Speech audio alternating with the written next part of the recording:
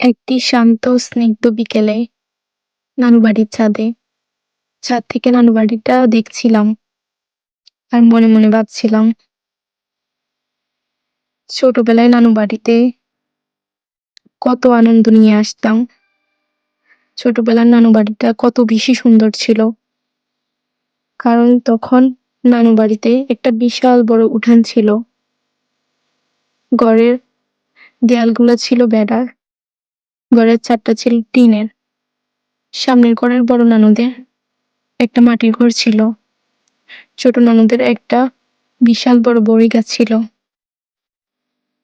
বাজারে এখন অনেক বড়ি পাওয়া যায়, কিন্তু ওই গাছের বড়িগুলোর মতো এরকম বড়ি পাওয়া যায় না। নানারা 5 ভাই। ছুটির দিনে আমরা সব খালাতো ভাই খালাতো বোনেরা বেড়াতে আসতাম। সবাই মিলে আমরা নানু বাড়ি উঠানে খেলাধুলা করতাম। খেলাধুলার জন্য যেন আমাদের খাওয়ানোর ঘুমানোর সময় ছিল না। কত সুন্দর একটা মুহূর্ত ছিল। ছোট মামার সাথে টিভি দেখা নিয়ে ঝগড়া হতো। এখন সবাই যার যার কাজে ব্যস্ত।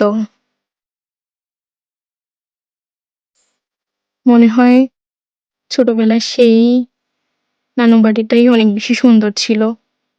নানা নানু হচ্ছে নানু বাড়ির প্রাণ। ওনাদের মায়ায়, ওনাদের টানে বারবার নানু বাড়িতে ফিরে আসা। আলহামদুলিল্লাহ, আমার নানা নানু দুজনেই বেঁচে আছেন। নানা নানুর কাছে আজও আমি ছোট।